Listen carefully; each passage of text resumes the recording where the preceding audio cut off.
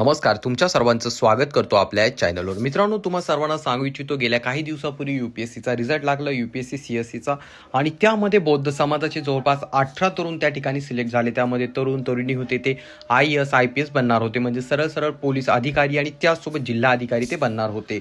आणि त्यामुळे ज्या सर्व ठिकाणी मोठ्या प्रमाणात कौतुकाचं वर्षाव त्यांच्यावरती होत आहे आणि सर्व ठिकाणी या गोष्टीचं मोठ्या प्रमाणात बौद्ध समाजामध्ये अभिमानाची गोष्ट बोलली जात आहे. परंतु आता सध्या आणखी एक व्हिडिओ सोशल मीडियावरती अतिशय मोठ्या प्रमाणात व्हायरल झालाय. तो जो व्हिडिओ व्हायरल झालाय तो तामिळनाडूचे खासदार आहे मित्रांनो.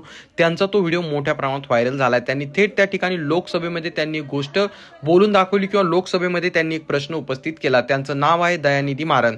त्यांनी त्या ठिकाणी बोलत असताना सांगितलं, केंद्रीय लोकसेवा आयोगाकडनं घेण्यात येणारी UPSC जी परीक्षा आहे मित्रांनो, त्यामध्ये SC ST कॅटेगरीच्या लोकांना ज्या आहे लेखी परीक्षेमध्ये सामान्य प्रवर्गा इतके किंवा त्यापेक्षा जास्त गुण मिळतात, तरी देखील त्यांना मुलाखतीमध्ये जाणीवपूर्वक कमी गुण दिले जातात. यामुळे त्यांच्या अंतिम रँकवरती परिणाम होतो आणि जे तरुणी जे आहेत बौद्ध समाजातून, मागासवर्गीयातून, SC ST कॅटेगरीतून येणारे जे तरुण असतात, जे मोठमोठे अधिकारी बनू शकतात किंवा IPS IAS बनू शकतात, त्यांची त्या ठिकाणी रँक रोखून त्यांना मागं ढकललं जातं. त्यांनी सरळ त्या ठिकाणी ज्या लोकसभेमध्ये सांगितलं की कशा प्रकारचा जातीवाद त्या ठिकाणी केला जात आहे. ज्याप्रमाणे एकलव्याचा अंगठा छाटण्यात आला होता, त्याप्रमाणे आजही आपल्या देशामध्ये तसे काम होताना दिसत आहे किंवा तशा गोष्टी घडून आणल्या जात आहे.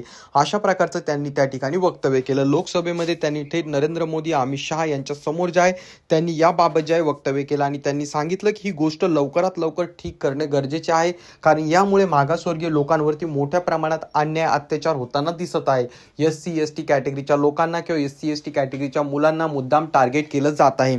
अशा प्रकारचं त्यांनी त्या ठिकाणी वक्तव्य केलं आणि त्यांचा तो व्हिडिओ आता सोशल मीडियावरती व्हायरल झालेला आहे. तर यावरून एक गोष्ट मित्रांनो लक्षात येत आहे की जर समजा या ठिकाणी लेखी परीक्षेमध्ये SC ST कॅटेगरीच्या विद्यार्थ्यांना जर गुण मिळत आहे आणि त्यानंतर जर त्यांना गुण वगैरे चांगले मिळून देखील त्यांना जे आहे तोंडी परीक्षेमध्ये त्या ठिकाणी जे आहे जर त्यांना कमी मार्क दिले जात आहे, म्हणजे याचा अर्थ आजपर्यंत किती विद्यार्थ्यांचं नुकसान झालं आपण हे विचार करावा. आणि त्यासोबत आता झालेल्या परीक्षेमध्ये जर फक्त 18 बौद्ध तरुणांचं सिलेक्शन झालंय आणि जर जातीवाद झाला नसता तर कदाचित हाच आकडा 180चा असता.